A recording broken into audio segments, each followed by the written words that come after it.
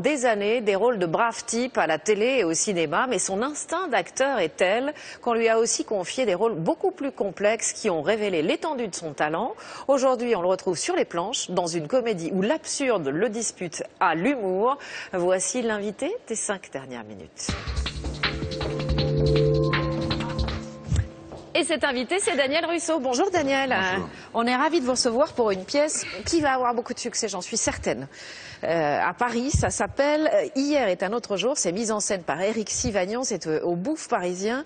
C'est une comédie, mais c'est pas vraiment une pièce comme les autres. Les deux auteurs, d'abord, ils appartiennent à la génération des nuls d'Alain Chabat. Ça veut dire qu'il y a une vraie modernité dans l'écriture. Disons qu'il révolutionne un petit peu le genre, quoi.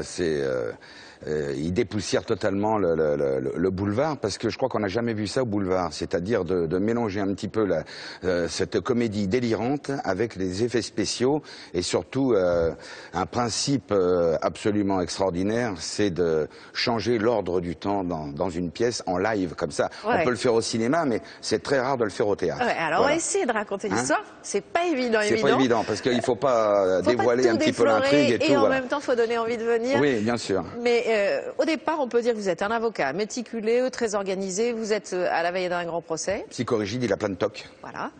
Et oui. Il y a un grain de sable qui va arriver. Disons qu'il y a une entourloupe au départ. Voilà, son procès, ça va pas se passer comme il le pense. Et puis il va faire éruption dans son cabinet un personnage génialement joué par Gérard Loussine qui va exploser sa vie, mais lui exploser sa vie dans le bon sens. Donc voilà. Donc c'est pour ça que c'est très drôle parce que. Alors on va pas tout dire de cet homme, voilà. Mais il faut dire quelque chose, c'est que il est capable. Par quelque chose qui est mystérieux, de vous faire revivre des situations à l'infini. Voilà, c'est-à-dire que moi j'ai un TOC, et quand il fait ce TOC, il a le pouvoir de revenir en arrière. Ils se rendent compte de ça tous les deux. Et ils peuvent le faire qu'à deux. C'est ça qui est extraordinaire dans la pièce. Et alors, donc, personne ne le voit, il n'y a que vous qui le voyez, cet homme en plus. C'est un peu un fantôme. Il n'y a que moi qui je vois ce personnage, je le vois et je l'entends, les autres ne le voient pas et ne l'entendent pas.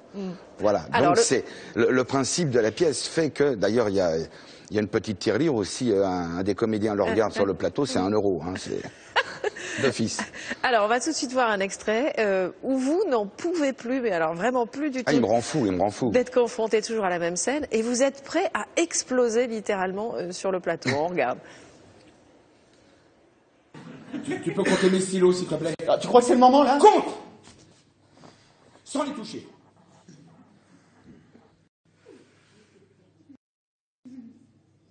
16, bien sûr.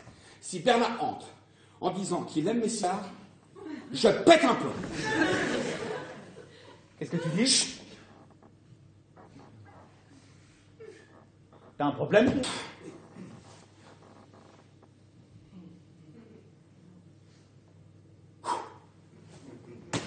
Ils sont délicieux, tes cigares. Je pète un plomb! Donnez! Je vous en donne encore une, mais c'est la dernière. Alors, vous allez les fumer tranquillement dans votre bureau et vous me lâchez. J'étais de bonne humeur ce matin. Alors, je vais aller tranquillement dans mon bureau et je vais te donner tranquillement 3 minutes pour venir t'excuser. Non, Bernard. Ouais, on le voit dans cet extrait, il y a beaucoup de quiproquos, des situations absurdes, des rires quasiment à chaque réplique, c'est rare au théâtre. Ah oui, c'est une comédie totalement délirante et fantastique. Moi je dis que c'est une comédie fantastique parce qu'avec tous ces effets spéciaux, cette machinerie, c'est une horlogerie implacable.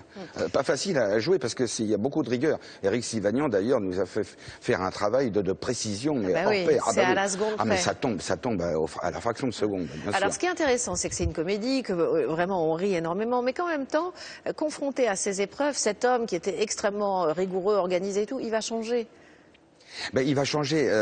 Moi, je dis toujours que dans une très belle comédie, s'il n'y a pas d'émotion, c'est pas une bonne comédie.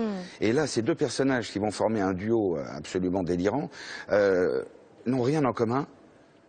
Et au fil de l'intrigue, on va se rendre compte que des choses vont les rapprocher et il y a une vraie émotion, quoi. Il y a de l'humanité. Oui, il y a de l'humanité et de la tendresse et puis ça en devient beau et jouissif.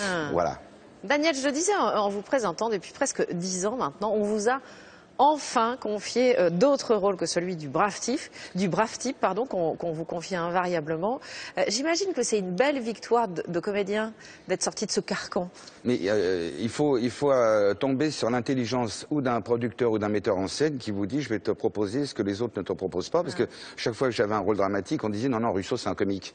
Ouais. C'est pas la peine. Enfin, donc ça me rendait fou. Oui, sauf qu'on vous l'a confié, puis vous avez été bon aussi. Ben, oui, mais parce qu'il y a un producteur que je vais nommer, Jean Lachery, qui d'un seul coup m'a proposé un rôle dramatique. Ouf. Et à partir de là, hop, c'est d'ailleurs un film de Jérôme Foulon, le Garçon d'orage, qui fait que ce film a bien marché et ça m'a permis de faire le grand écart et de passer de la comédie au drame, enfin. Dans cette pièce, on vous compare à Jacqueline Maillan ou à Louis de Funès. Il y a d'autres réalisateurs qui vous comparent par exemple à Marielle. Ça fait plaisir, j'imagine, d'entendre des compliments comme ça. C'est des géants. C'est des géants, ça me gêne un peu, mais c'est des géants. Quand je pensais à De Funès, Marielle, Jacqueline Maillan, c'est quand même extraordinaire de cette comparaison. Mais bon, ça me fait bien sûr plaisir parce que ce sont mes maîtres, évidemment. Merci à vous, Daniel Russo. On rappelle le titre de cette pièce qu'il faut absolument aller voir. Hier est un autre jour, c'est au Bouffe parisien avec notamment, vous l'avez cité, Gérard Loussine. Belle distribution pour la pièce et très beau texte. Et puis ça fait du bien de rire. À saluer, et ça fait beaucoup de bien de rire. Revenons d'un mot sur le dossier